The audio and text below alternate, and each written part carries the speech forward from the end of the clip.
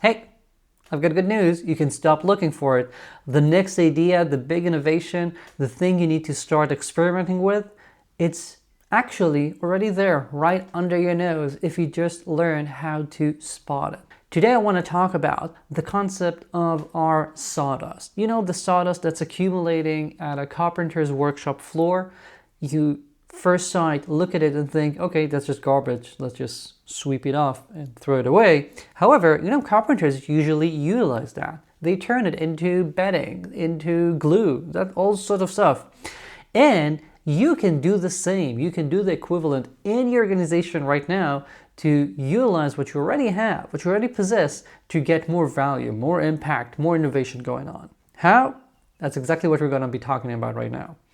By the way, if you're new here, hi, I'm Aviv Ben-Yosef. I'm a tech executive, coach, and consultant, and I help people just like you create amazing organizations that are worth leading, because life is too short to lead a mediocre tech organization.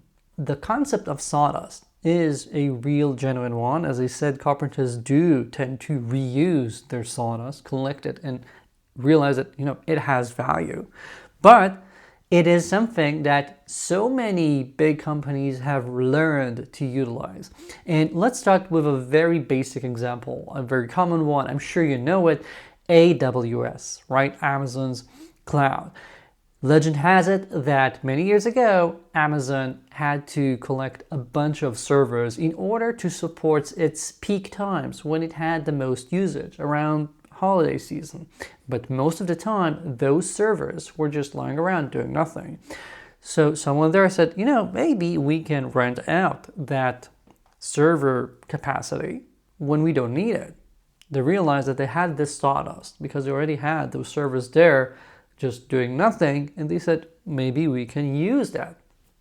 That, of course, changed computing pretty much forever, and now cloud is a thing. Another example would be 37 Signals, which became famous because they created Basecamp, their project management software, and legend has it that when they were a software project boutique, they created Basecamp internally to manage their projects, and then realized, hey, we have this thing, maybe we can also sell it. That's another use of sawdust, realizing that we have some capacity here and we can use it. Another example is Slack, because the communication platform was created internally for the company's previous pivot, and at some point we realized, we can actually take this communication capacity and turn that into the product. And maybe one of my favorite examples would be Shopify, because someone decided they want to sell snowboards, I think, online, and so they created the code to do that and slowly turned that into Shopify. And today we're going to talk about the types of sawdust that maybe you're not spotting on the floor, and how to create an organization, create a team that spots these and leverages them into all that they're worth. Because I want you to learn how to spot these, let's start by listing the most common types of sawdust accumulating so you can start noticing it. The first example would be expertise. When you have some expertise internally, a lot of the times we tend to not realize the value it really has, because for the experts, the expertise tends to be taken for granted or tends to be undervalued. For example, for many engineers, the fact that we can just use a computer and have something really fast that automates a process that makes life easier is something that we take for granted for ourselves, but we don't realize that for the majority of the company, this is not something they can do. So when you have some expertise, maybe you can turn that into something useful. If you learned how to create a very scalable system, maybe you can have some offering that's related to scaling, but not necessarily that. Again, not everything here has to be monetized. Maybe you can say, we have this, we're really good at this when it comes to our engineering capacity. Maybe I can start teaching that, not as in my work, but as in, I'm betting you want to have a good engineering brand, right? if you already have expertise, I always tell my clients when I hear them doing something that I really value, I tell them, someone in your organization needs to turn that into a talk and go to conferences or have a meetup about this. Because when I see this expertise, first of all, it really helps your people mature. So again, Sawdust, we already have the expertise, but you're turning that into some catalyst to make your people even better. But also, we use that to build our engineering brand so that we attract even more good people and more easily. Again, even more value. So out of that just concept of expertise about having the ability to do something well that isn't trivial, we're now getting so much more secondary and tertiary value, which I think is great. Similarly, when it comes to internal tooling and prototyping ability. Now, it has become so much easier, but I've been talking about this for years. Now you can just use Base 44 or Lovable or something like that to spin up a prototype like that. And all of a sudden we have a small system, a small prototype to do something. And I'm guessing your engineer is already playing with this. And if not, you're in trouble. I'm really recommending you start checking those tools out. But once you have these, the question is, how can we utilize those to give superpowers, not just internally to our engineers, and not just to be used solely for product work, for features, which is still rare for many companies, but realizing I can take this capability and give superpowers internally within the company. We can show sales how they can make their own lives easier, show customer success how they can create tools that make handling most of the day-to-day tickets so much easier and routine. These things are compounding. When you realize that you have this ability, you know how to do this, and you teach others, again, this Sawdust just brings in so much more value. The next example would be data sets and information that you have exclusively or very close to exclusively. We know that for every social media company, the data is worth a lot of money, of course, but you don't have to be even at that sort of scale in order to have that. For example, I really love the fact that Gong are turning all the data that they have, and just as part of the product, into very amazing content when it comes to how you sell and how is the sales market changing because they have all of this data.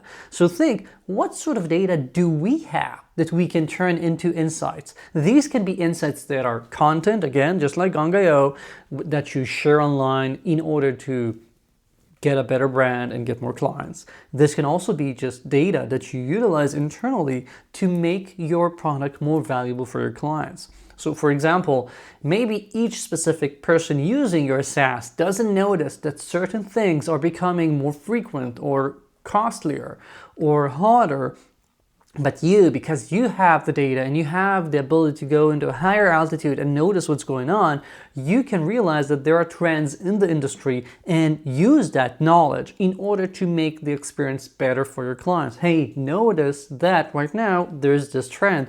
Or we really, you're going to be proactive and tell them you should be doing this because of these things that are changing. When you have that ability, you're utilizing your data, and it doesn't have to be in a way that's slimy like, Meta is doing, but in a way that's actually helping your clients, giving them a lot of value. They're not being the product, they're helping the product get better for their own selves. Then there is just learning how we do things better. Your expertise, not just the expertise itself, the tech expertise we covered, but our operational expertise. If you realize that you just had a really good quarter, don't just pat yourself on the back and continue. But I want you to take a second, and this is usually what I do with my clients. I'm like, we have success here. Let's systematize it. What went well? How can we make that be something that's repeating, not something that's a one-off or happens from time to time, but something that just becomes part of our operating system. So again, this is your Sawdust. You had success if you have a good post-mortem and you learn from it and you learn what we can do in order to repeat this. Why did this work out so well? You're gonna get a lot better. Again, value.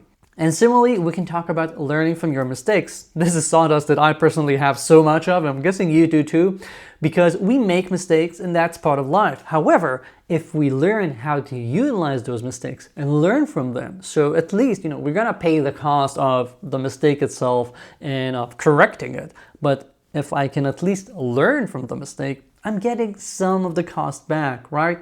And I want you to do that regularly and religiously. And I have a different video about how to maximize the value you're getting from your mistakes. It's going to be in a card here somewhere on screen. But when you do that, again, this is another opportunity to say, we already made the mistake. The cost is already there, like the cost of gaining the expertise, like the cost of the sawdust because we had to cut things.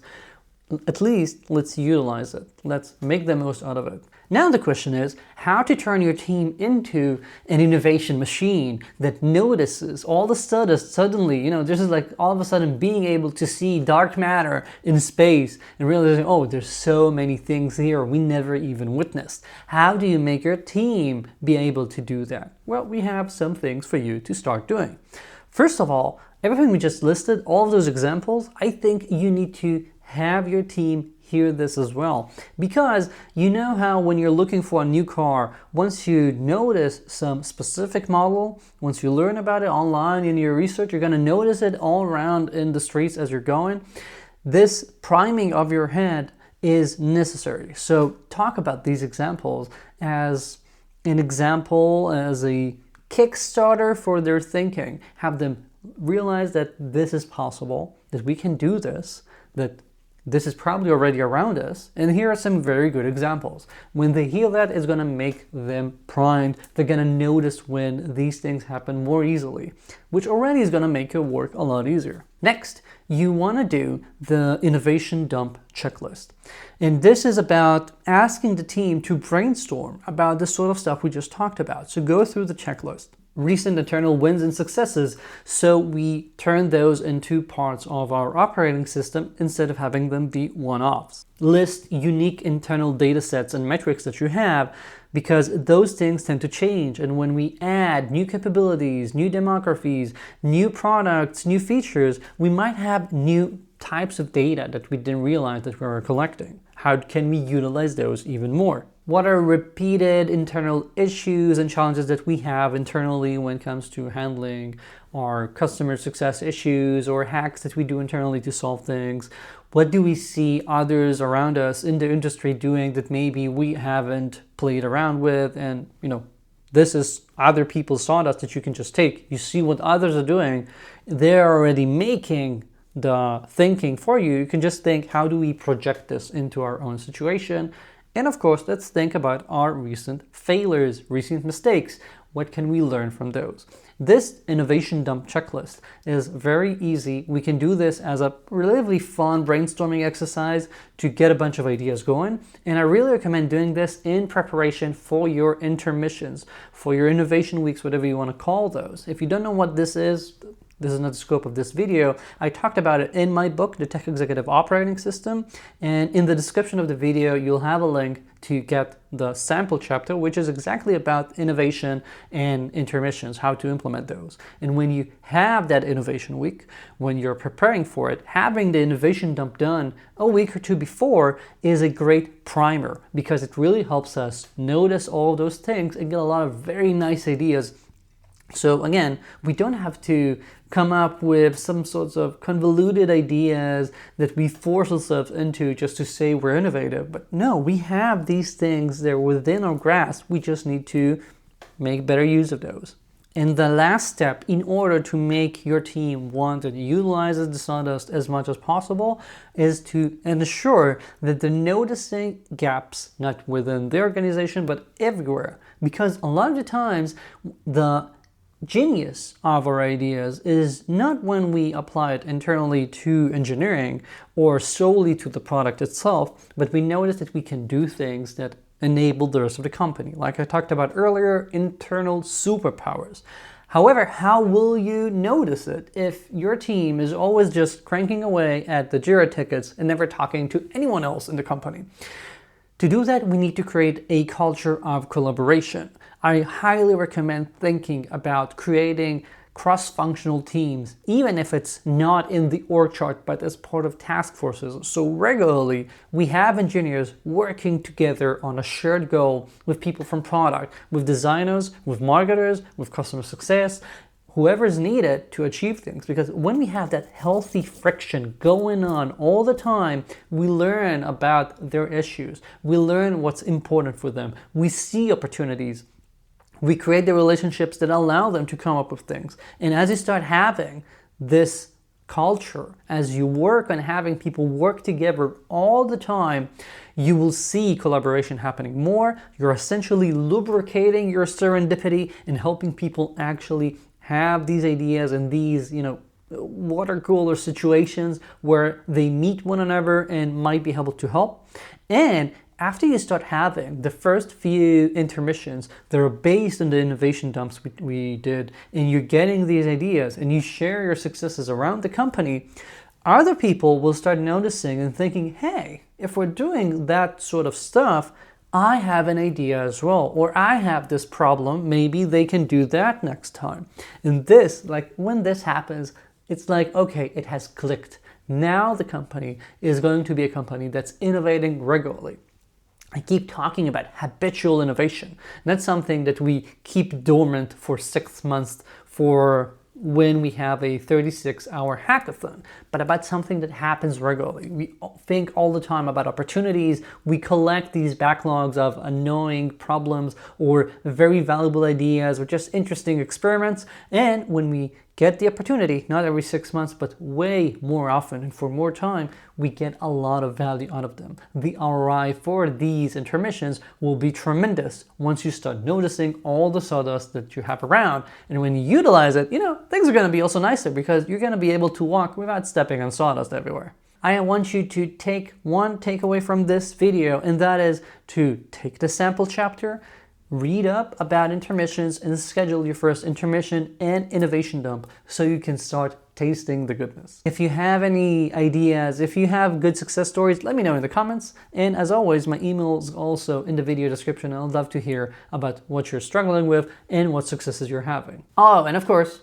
if you like this, like and subscribe. It helps me and it helps other people like you get more of this, and you'll get the next video, which I'm promising will also be good. All right? Thank you.